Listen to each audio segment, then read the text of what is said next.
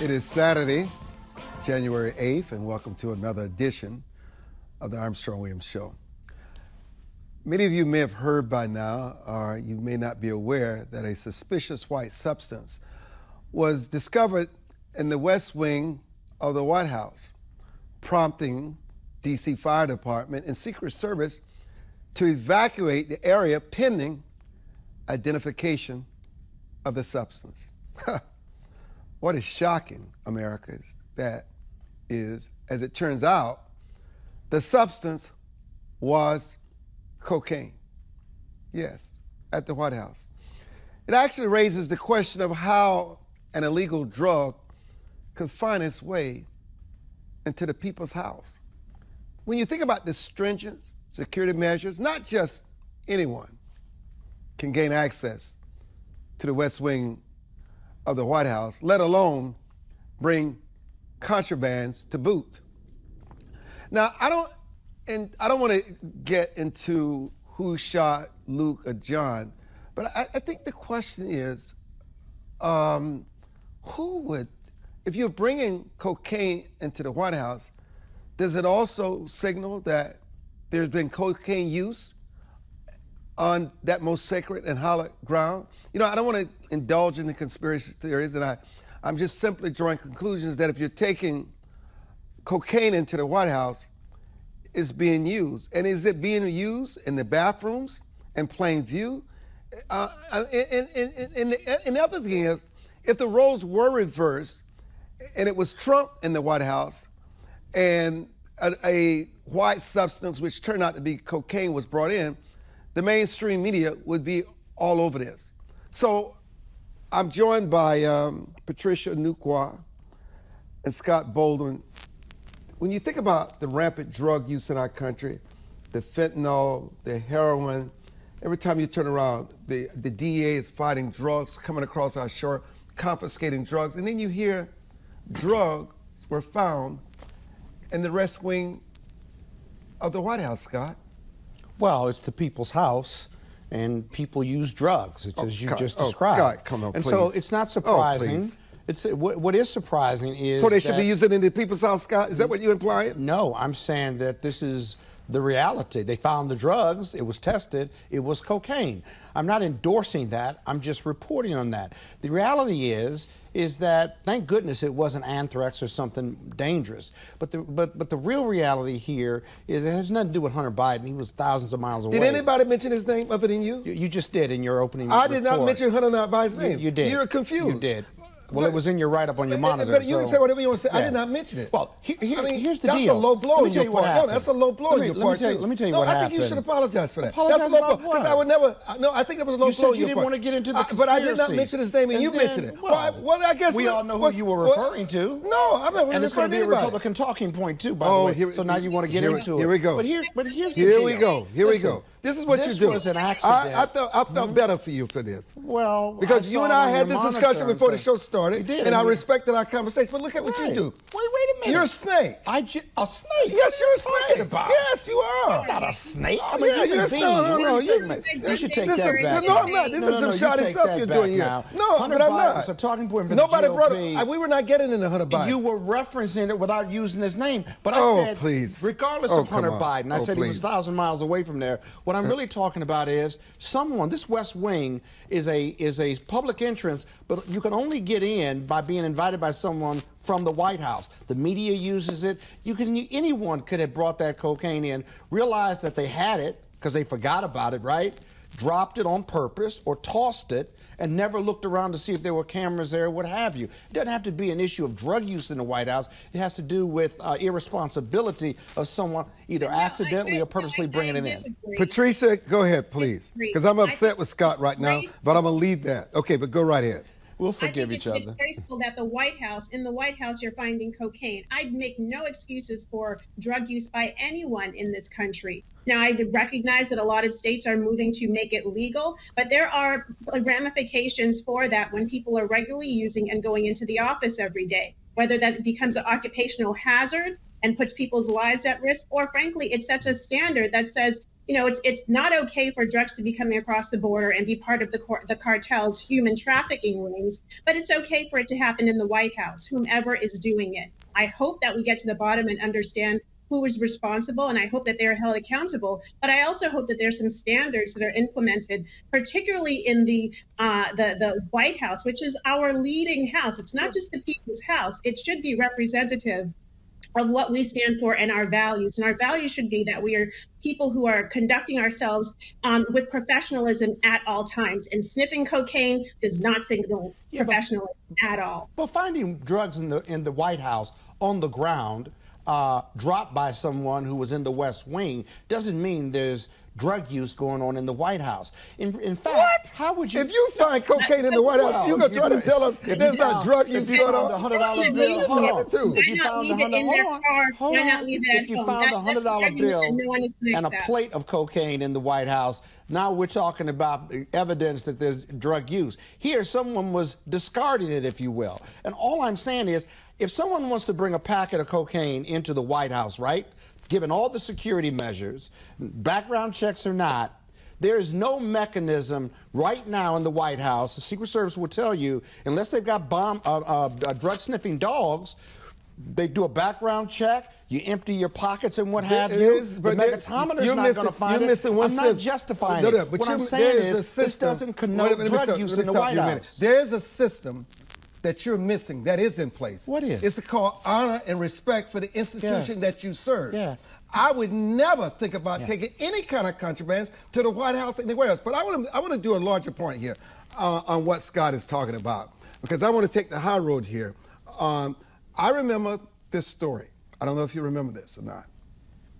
There used to be drug-sniffing dogs inside the Capitol and on the grounds of the Capitol. And all of a sudden, the Capitol Hill police removed those drug-sniffing dogs. You wouldn't believe why those drug-sniffing dogs were removed, Patrice and Scott. Okay. So not Snake, Scott. Okay. Let me tell you why. Because the dogs would find themselves sitting beside and standing beside members of Congress and not leaving them, because not only did they have drugs on them, they had just finished the drugs. And the dogs would go and take that spot. And so what did the Capitol Hill Police do? Instead of holding our elected officials accountable and responsible, they decided in secrecy to remove the drug-sniffing dogs. And that is a fact. And that was a Republican administration? It's not about Republican and Democrat here. Well, I think drug use is rampant on the Republican side and Democratic side. Voters, you name it. I mean, drug use is just a part of this country. You're making this a partisan issue. Well, what's wrong with you today? I asked, was it a Republican or Democrat administration when they removed the drug It's not important. Well, I'm just curious. It's not important, Patrice. I'm just curious. It's what they all do. It's not a partisan issue. No, it's not. It is, and I just asked, was it a Republican administration? A higher standard, and I think that's a nonpartisan perspective, which is we expect more from our leaders. What they do in their private time is one thing, but when they're coming into the office, they're making decisions that have national implications, international implications at the cost of trillions of dollars every day. We would hope that they're doing it from a clear-minded position. And the fact that the law enforcement would have to reduce the rules, it obviously also underscores that sometimes there is an unequal system or a two-justice system where if you are connected, you're a political elite, you get away with a lot more than most regular people. You try taking a packet of cocaine to the airport to try and get on a flight from DC to Cleveland and see what happens. I guarantee you it's not just going to be, oh, everyone's joking on the evening news about it. You're probably going to be arrested and you're going to face federal charges. So, I don't find this a laughing matter, and I don't think whether you're Republican or Democrat, you're going to find this a laughing matter at all. Thank you for sharing that story, though, Armstrong. I think the political piece, I think what they do in their personal life does matter.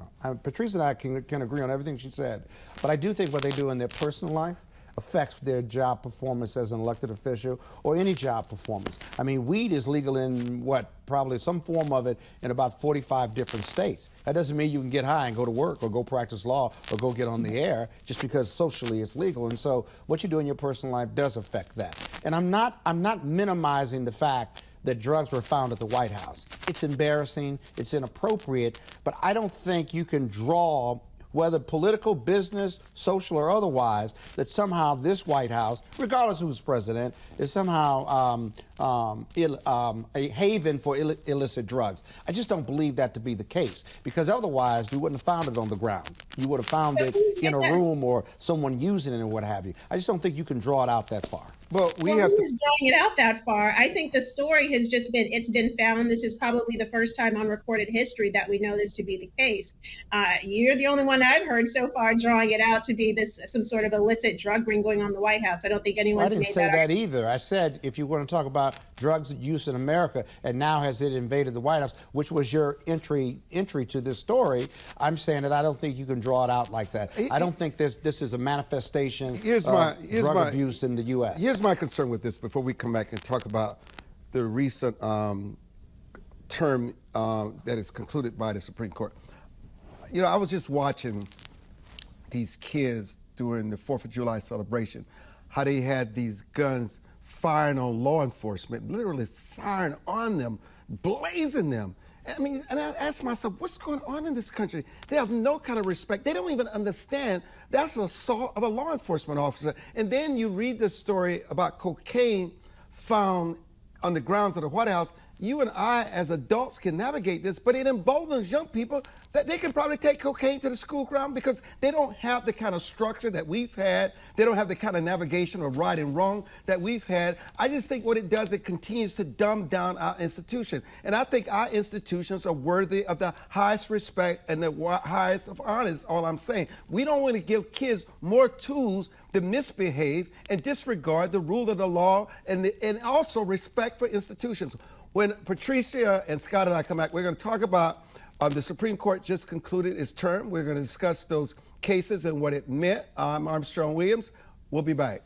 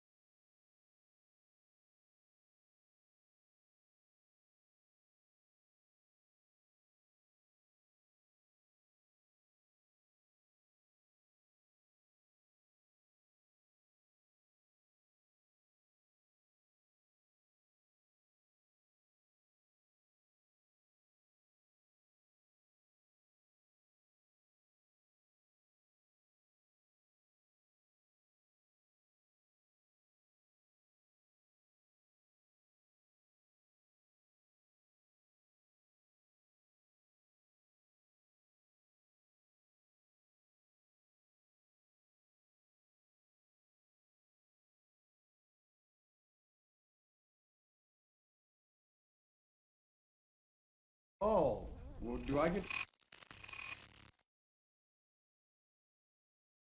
And Kevin just corrected me. There were not guns that were fired upon law enforcement during the 4th of July. There were fireworks, blazing fireworks. Just unbelievable. So listen, Patrice, the Supreme Court just concluded its term. Everybody's talking about this court is going to the right. Biden loses at the Supreme Court every turn. But Biden, even on the last day of the court, had his own victory in an issue that deals with immigration. He's had victories all throughout the court session. that favored the president. And this narrative that somehow or another the court is in direct as against President Biden and anything that he's tried to put forth is just not true. Yeah, I mean, I think this session of the Supreme Court, there was a mixed bag of decisions. Whether you're looking at voting rights in Alabama being upheld and redistricting being denied, particularly because it diluted power, black majority, the district power, or you're talking about President Biden's wins and losses at the Supreme Court. I mean, I think you see the court justices sometimes defy the ideological bent that you would expect from them, and sometimes, certainly uphold it. I think the Biden administration has to think very clearly about how it moves forward in a number of areas. Certainly on immigration front, it was given a green light to continue with its policies. But when it comes to, higher education and how the Department of Education is going to figure out ways around the affirmative action decision, they're going to have to tiptoe around it. And so, obviously people want to say that the president is losing at every bent, and particularly from the left, they want to use this as an opportunity to promote things like expanding the number of justices on the Supreme Court or term limits. Those are arguments that voters should be able to weigh in on. But I don't think that just saying, well, because the president didn't get everything that he wanted, that justifies, things like justifies expanding the number of justices on the Supreme Court. I think the court's decisions, the powerful decisions that took away many of our individual rights that we've had, whether it was the abortion decision, affirmative action, the decision to choose the First Amendment over gay rights, and the protected class of gays and black and brown folks, the impact of that walking away from precedent, and really, in my opinion, doing something that conservatives wanted them to do, almost creating two Americas, one in the view of the Supreme Court of the United States and the rest of us who live in this race-based society, not colorblind society. And I think what you're feeling is not so much that Biden didn't get everything he wanted, but people like me lost. Gay individuals lost because in the affirmative action decision, they took away under the Equal Protection Clause in the 14th Amendment. You're not gay. You're not saying you're gay. You're saying gay people. I'm saying gay people. I just want to make sure people understand. Obviously, I'm an African American, and I'm saying when you walk away from precedent and you use the 14th Amendment Equal Protection Clause now to say essentially that if you use race, which is one of 40 factors at Harvard, if you use race, that somehow is discriminatory and it's not a compelling state interest for it to have a diverse class at those institutions of higher academic learning, that's just fundamentally wrong. If that decision only makes sense if we live in a colorblind society, and you can't live in a colorblind society by legal fiat. That's not what's real and going on the ground. That's their view of the world. And they use the law to change that. They also picked the First Amendment to say you can discriminate against gay people if you have this religious belief that somehow trumps them in a protected class. That's outrageous. And so I think what you're hearing from people isn't Democrat or Republican. It's that people feel their rights are being taken away, and it's not, these decisions by the Supreme Court aren't real because they don't match up with what's going on the ground. What are you talking about? They don't match up with what's going on the ground. I want to stop you here because there was a poll taken by ABC and NBC shows that the majority of the people agreed with the decision by the court on affirmative action. It's a mixed bag. I can show you statistics. Could it be that you're out of touch? Could it be that you're out of touch? I'm not out of touch. I'm living. I'm on the ground. Maybe you're not in the majority anymore. I live as a black person every day. I see you as a human being. I can tell you right now. I don't see you as a black person. A very accomplished person. Oh, you don't see color? accomplished. No, I don't. Do you see color when you look in the mirror? I can be accomplished and just happen to be black. That's what I see. So when you look in the mirror, you don't see black people, and you don't believe that you're still discriminated against. No, I do not. Not at all. But I'm not. Have you ever suffered discrimination in your life? Never in your life. My goodness gracious. That really bothers you, doesn't it? No, it bothers me that someone who's an African American as successful as you are doesn't believe race played a factor in your success or your failures in life, and it did. Okay. And you're just in denial about it. And what are you? You're dead and wrong. what are you? And what are you? I'm a realist. Oh, you're a realist. I'm a realist. I suffer race discrimination every day of my life, despite my success. Right? Maybe you want to suffer that. Why would I want to suffer? Because you think that's your lot in life. That is not my lot in life. You have to be black to believe that. No, if you don't have to be black to believe that. You've been discriminated I have against, to live then with you can't be discrimination black. every day. Maybe I'm 61 years old. Oh, please. I haven't been isolated. Yeah, I'm sounds like you have. And I compete. But I also know that race plays a factor in my life and every other black person's life. Maybe you've decided that you're a victim now. I'm not a victim. I've seen nothing I don't play the victim role very well. I'm not a victim. I'm a realist. You don't need affirmative action. Race discrimination. You don't need affirmative action. Socioeconomic factors and health factors show we have systemic racism in this country. Go ahead, Patrice. Are you in denial on that? You believe racism exists in the U.S.? Of course it exists. Okay, then. And you've been a victim of racism, too. Thank you for knowing my life better than I do. I Go read ahead, Patrice. Go ahead. I'm glad he knows my life. Go ahead. I do. And you've been discriminated against. Thank you. And you're in denial. Tell my story. Go ahead, Patrice. Yeah, please let it get. Go ahead, Patrice. Yeah. You know, when it comes to religious freedom, I think there are actually some wins that the court delivered for those who, you know, want to be able to work, don't want to work on a Sunday, you know, because they're worshiping or going to church, whatever the case is. So, you know, I think the First Amendment rights have been upheld in the court in a number of different cases this session. Affirmative action case is a really interesting one because the court is now saying you cannot remedy past discrimination with current and future discrimination. And also, I think it exposes some really tough things about our society right now, which is the assumption that if there's no check the box for Black and Hispanic students, that our students will never measure up. And some of the hyperbole I've heard coming from a lot of talking heads on television saying, well, that's it. All of these elite institutions, they will no longer have any people of color going to them. You know, I think that does a disservice and really looks down on our students. But it also suggests that maybe our K through 12 education system is failing a lot of Black and Hispanic students.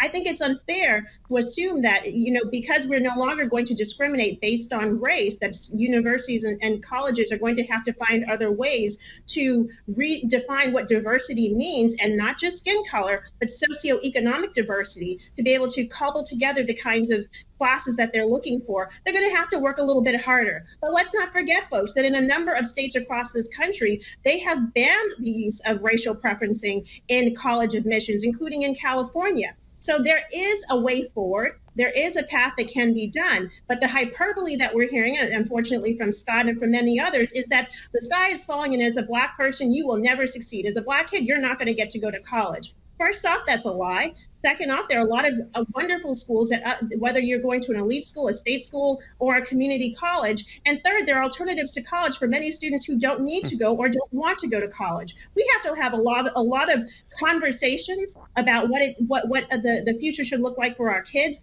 But let's not start from a place of victimization and defeat, and telling our children that because they can't check a box based on their skin color, that they're not going to go to the best institution. Listen, nobody's speaking hyperbole here. I'm speaking facts. Secondly, those institutions that did away with considering race as a factor, we know that the recruitment and the admission of diverse student bodies went down significantly, Michigan as well as California. And so we're not saying, at least I'm not saying that I don't think African Americans and brown folks can get into institutions of higher academic learning. What I'm saying is it isn't discrimination to consider race as one of many factors. For example, they consider legacy, right? Why isn't that discriminatory against every student simply because their parents or grandparents went to that institution or they gave a lot of money? I mean, it simply does not make sense.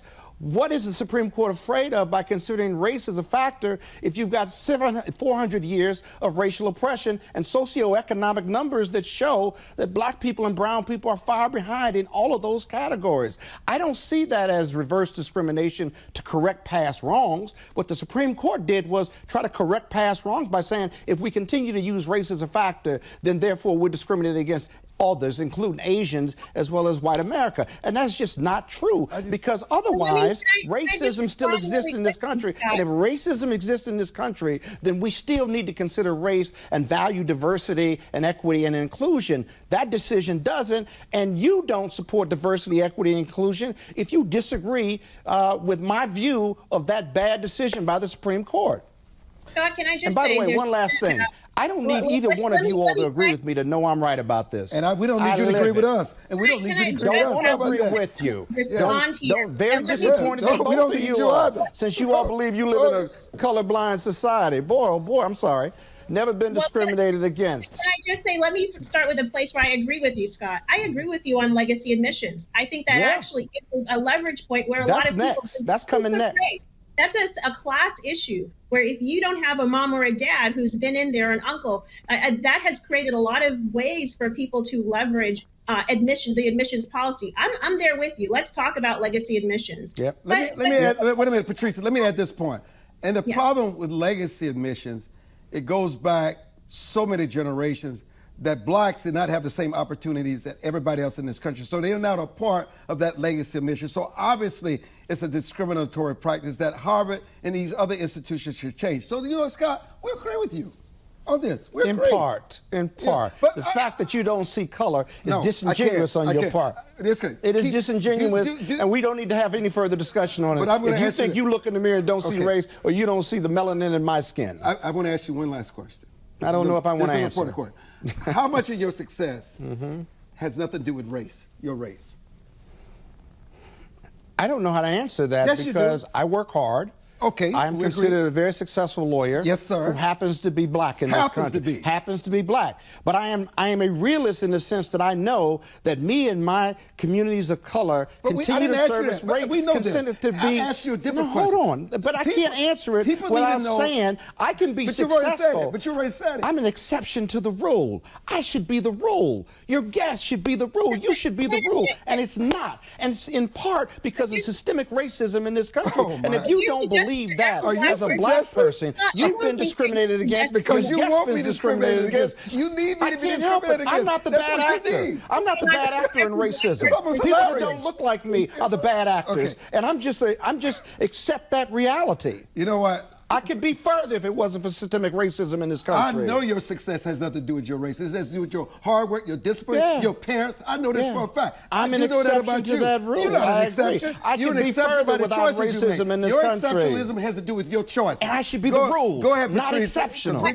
just got to say, you know what? I think that what's been tremendous has been the rising class of the rising black middle class and upper classes. And I think sometimes we paint over a whole brush of the black community and suggest that everybody is living in poverty. I will say that historically, I mean, there were some tremendous gains leading up to the 1960s when we saw home ownership rates, not just marriage rates, but home ownership rates and the accumulation of black wealth start to take root in this country. And then you had certainly some legal discriminatory factors put into place, but you also had some great society programs that undermined the black family, undermined the ability for some blacks to be able to achieve the kind of the American opportunity and the upward mobility that we wanted to see. But let's figure out how we target programming, target resources to those who are really struggling, and not suggest that that everyone in the black community is not doing well and that you're the exception. I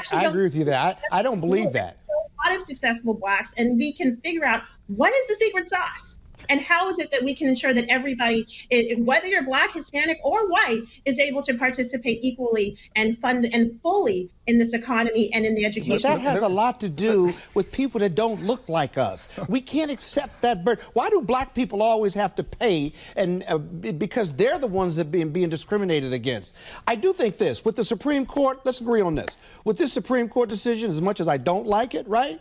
We as a community, successful, middle class, lower class, it doesn't really matter how to deal with this and how to move America forward and move our communities of color forward. And that decision acts as a challenge for us, whether you're conservative or liberal, to move our communities of color forward. And I'm certainly for that. Love to work with both of you for that, because we have no choice at this point. Let me say this, because we are not a colorblind society. Emotions are Stop believing that. Emotions are high. And another thing.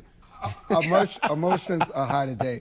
Well, let me just say this. I want to take back referring to my brother as a snake. I'm going to take that back. Yeah. And I'm going to apologize to you. I apologize for using Hunter Biden. No, because I didn't mean to. I respect you. We have a right to disagree. But the beautiful thing about the show today, we can be disagreeable, still be civil, still be friends, and still respect each other. That's what's important. My man. My man. My man. And we'll be back to talk about entrepreneurship. You should be here. To Patrice and Scott, and we'll be back. And that is my man. And Patrice, you're my girl. Okay, we'll be back. We're out here. We'll be back.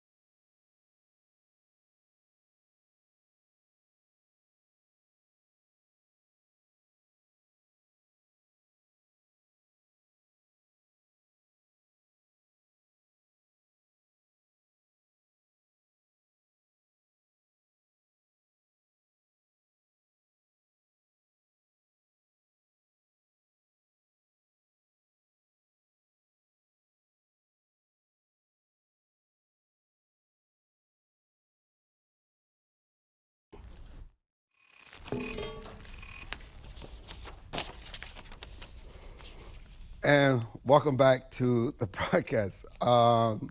Alex Skatell, thank you so much for joining us. Great to be here, Armstrong. It's good How to are see you? I see Patrice is still there. So let's talk about entrepreneurship and some of the characteristics of the next generation entrepreneurs and why. And you know, this is a conversation we need to have, Patrice, because it leads to what is it that makes a difference in people's success? I mean, some people look at the marketplace and they see opportunity. Some people look at the marketplace and they see nothing but obstacles. I really want to talk about the entrepreneurial mind and why some people find themselves more successful, because Scott talks about that we're part of the exceptional class, but there's nothing exceptional about us except that we work hard. And people who are successful must continue to work. So Alex, tell us a little about what you're doing now and talk about the entrepreneurial mindset. Yeah, so I run a venture studio called Mission 8 and recently have put a lot of focus on our company Top Line, which is helping professionals focus on what they do best, which is their skill, their specialty, and we take and help them do everything else. We help them grow their business with AI tools, with automation. And so in my background, I've had a lot of experience growing companies from the very earliest stages, from 0 employees. You are the catch-all for every problem, anything that happens, anything that comes up, you're the guy. And so I think what really differentiates a lot of successful entrepreneurs from others is just a willingness to be uncomfortable and a willingness to be embarrassed. When you first start doing anything, you're just not going to be good at it. If you watch a small child try and walk for the first time, run for the first time, ride a bike for the first time, they're going to fall. They're going to make mistakes. And I think for a lot of people, there is an unwillingness to make mistakes publicly in a way that is embarrassing. And part of entrepreneurship is a willingness to try new things that are outside your comfort zone. And I think that a lot of the generation today, a lot of people are just not equipped to be embarrassed publicly and make mistakes and pick themselves up and keep trying. So I think that's one of the big reasons. There's lots of reasons, but that's just one of the many reasons. Patrice, do you think many people defeat themselves before ever getting started? Because when you hear the conversations about there's a different track depending on your race and your gender, opportunities are not the same. Instead of going out learning the hard way on your own and not listening to someone else's experiences or what may have happened 50 or 100 years ago, because America is not the same place today that it was 15 or 20 years ago. Yeah, there's an impact on the psyche when it comes to hearing over and over again particular narratives.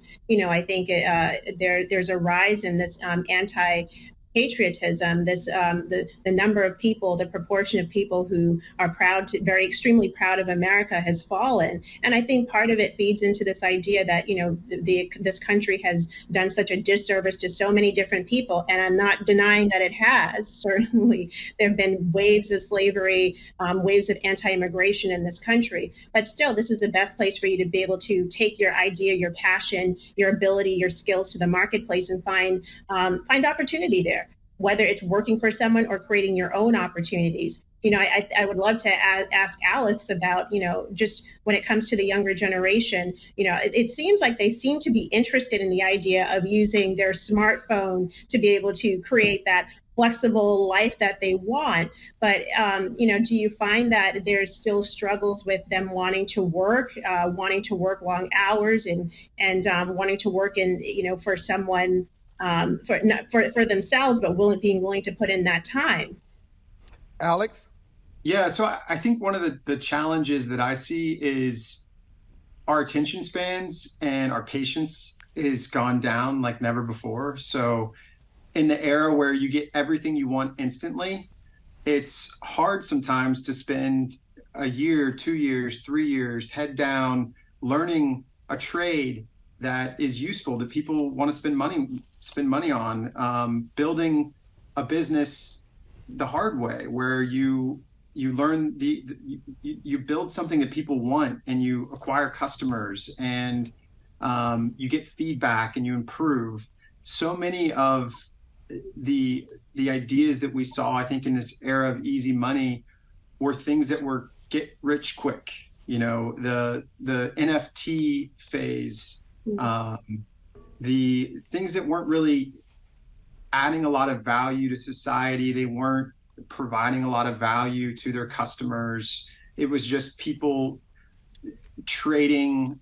It was sort of the hot potato, you know, who's the last man holding the bag when the value disappears. And I think now that interest rates have come up, a lot of that easy money is out of the market. You're seeing a lot of real innovation. It's been encouraging to see things like AI that has permeated the entire venture market. You don't want to start a company today that is software related that doesn't include an element of AI. And we're seeing a lot of innovation at a pace that didn't exist in the last 3-4 years because there were so many bad ideas that were getting funded. And so it's a good thing to see that change happen. And I think just this younger generation learning the value of patience and dedication to a skill, to your craft, and really providing value, going back to the basics and not just looking for a way to make a quick buck with something that is not really adding value. But Patrice, don't you think there's certainly a huge difference between next-gen entrepreneurs today than previous generations of entrepreneurs? But don't you think that some people just don't want to take the risk, don't want to take the responsibility? I just read an article where next-geners feel overwhelmed. They just feel they're just not mentally, they have the capacity to handle the workload from their employers. They don't want to work on their own because they don't want to take the risk. And I don't know if much of this has to do with social media. It has to do with the kind of parenting that exists today. I don't know if it has to do with what government does now, is instead of asking people to rise up to the standard, they lower the standard to accommodate people who believe they don't have the skills. So there are so many contributing factors here, but certainly there is something that is amiss when it comes to this next-gen generation. Yeah. Well, it's interesting. The Zoomers, the Gen Z, I'm a millennial, so the next generation after us, about 13% of them are now in the workforce. These folks are the first generation to come into the workforce during the pandemic. They're also the most educated workforce, meaning a lot of them have gone to college. And I think that there's a missing element between college and the workforce, in that college is not necessarily preparing them with the hard and soft skills that are necessary for you, number one, to be able to function really strongly in the workforce, knowing how to be professional, knowing how to operate in those professional settings, knowing how to be a critical thinker and not just follow the box, but then even to take that into the entrepreneurial setting, the risk taking that's involved, knowing that, you know what it takes to start a business, and to Alex's point, being able to do the hard work of being diligent day in and day out. Now, they talked about millennials like we were entitled, and we had the helicopter parents, and I think a lot of millennials have started to do better. So I'm hopeful that Zoomers will be able to catch up, particularly now that they have to be going into the office compared to when they first started and they were totally remote. But there's a lot of soft skill building, human capital development that needs to happen with Zoomers.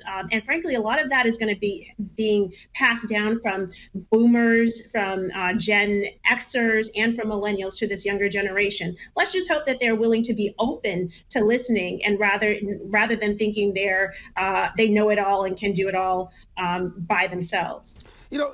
Alex, I don't know if they have the raw, natural skills for survival, the raw natural skills to create their way out of a complicated situation. I mean, I this generation relies so much on technology, and that's why I refer to them as technology entrepreneurs. But technology can only take you but so far. And I think because they see the kind of wealth that can be created from technology, they feel that there's a certain skills. Because listen, it's important to me that I be able to put a sentence together to write a column. I still need to know how to write.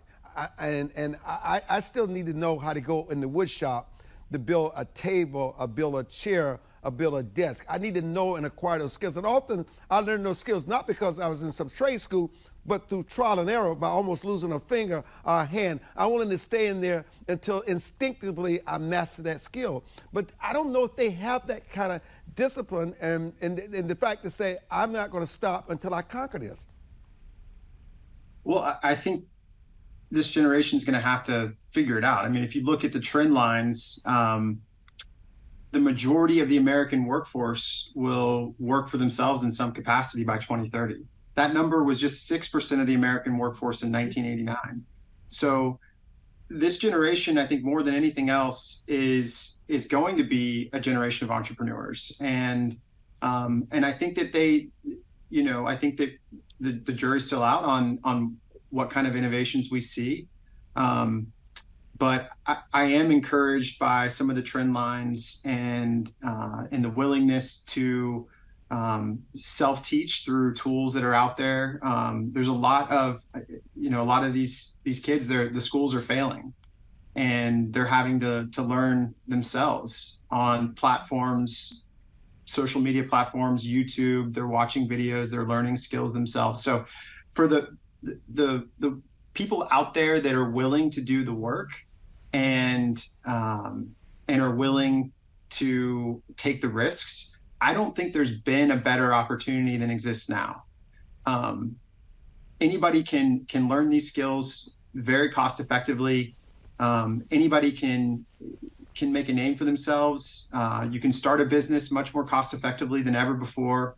So there is a huge opportunity for this next generation to do things quicker, faster, and to have opportunities that maybe 30, 40 years ago would not have existed. At certain socioeconomic bands, you would not have the opportunity to create something. And we're even seeing global competition. So companies are being started all over the world with solopreneurs who are competing against American companies. Just hold that point, Alex, because Sebastian will be joining us when we return from our break. I'm Armstrong Williams. Don't go away.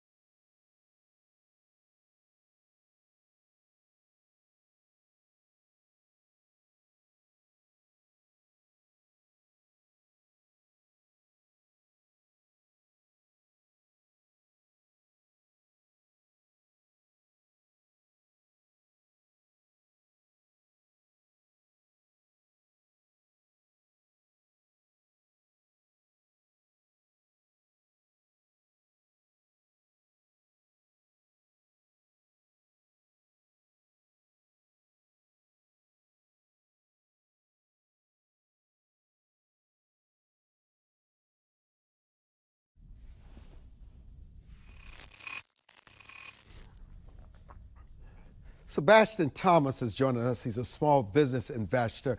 Sebastian, welcome to the broadcast. How does next gen entrepreneurs leverage social media and digital platforms for their businesses? Well, thank you for having me. It's a pleasure to join you in this distinguished panel. And I'll tell you there are a number of ways. It was referenced earlier that YouTube is a major teacher, among many things, for trade that might have previously been appreciated by one's family and the like. It's a platform that is ubiquitous. It's a platform that is largely freemium, and it allows for rather cost-effective options. It also is a portal for the advertisement of one's business in a way that we haven't seen in a major way. This is why people get mad at Google and Alphabet, because of how broad their reach is with search, but also with YouTube and its connection to daily users. I expect that this new company, Thread, has been launched by Meta, that allows Instagram users to create a medium form 500-character post. Will also become a very unique tool for next-gen entrepreneurs as they get the substance of their businesses out and as they communicate their services, their opinion, their commentary on events or activities that are related to the industry that they're in. Additionally, with Instagram, Facebook, and even things like Pinterest, you can find connection among other entrepreneurs and help scale businesses.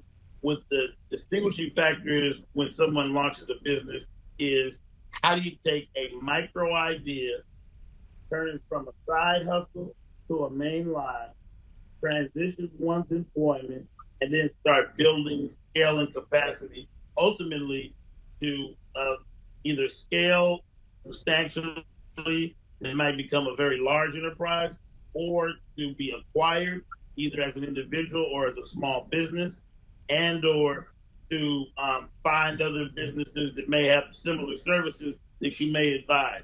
So that's how you do it, is for connection with other entrepreneurs, connection with customers, and skills building that might otherwise have been learned more in trade school or formal education settings in higher education in previous eras. Patrice, how do this next gen entrepreneurs approach innovation and disruption in their industries? Number one, they've just got to do it. Recognizing that Uber was disruptive to the cab industry. Airbnb was disruptive to the hotel industry and the hotel model. And so jumping in, testing the idea, and then running with it, that's how you just be disruptive, solve someone's problem. But I think this opens a door to a really good conversation about government's role here. And unfortunately, we've seen this emphasis on government cracking down on innovation, cracking down on tech entrepreneurs who are trying, to solve a legitimate problem. Usually, they're weighing in favor of an established interest that supports them financially. For example, the taxi cab industry in a lot of cities. But you see government trying to crack down on the local and state levels. And at the federal level, we have an administration right now that is barely opposed to freelance work in this country. Independent contractors, 1099 workers. A lot of these startup entrepreneurs, they are 1099 workers. And this idea of trying to turn them into employees of whom? That's going to destroy independent works, destroy small business, and destroy entrepreneurship in this country. So for the policymakers and their staff that are listening, let's really think very critically about how we ensure the Zoomers, the next gen, the Gen Zers are able to be entrepreneurs by ensuring that regulatory policies, labor policies, and tax policies do not increase their amount of risk and make them less willing to launch into their own entrepreneurial opportunities. Alex, she makes a very good point there about government and what they're trying to do. What are some of the other common challenges faced by next gen? Is it anything unusual from what most entrepreneurs face? Well, I think we're seeing this shift of remote work, and startup companies are recruiting talent from all over the country, all over the world. And one challenge that my companies have faced in the past working with remote workers is all of the different state compliance that has to be done when you hire in different states. And one thing that Topline is focused on is we want to help professionals get back to their profession.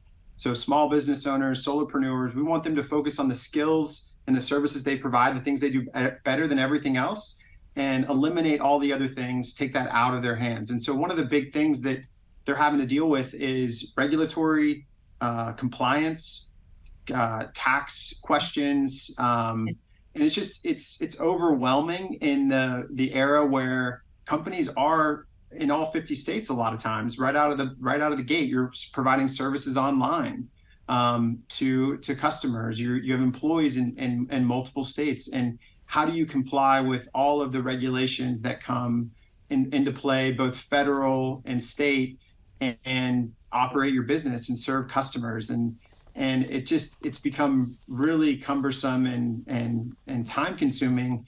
And as a business owner, you want to focus on your business, not filling out forms and handling phone calls for different things that aren't really helping add value to customers, helping add value to communities.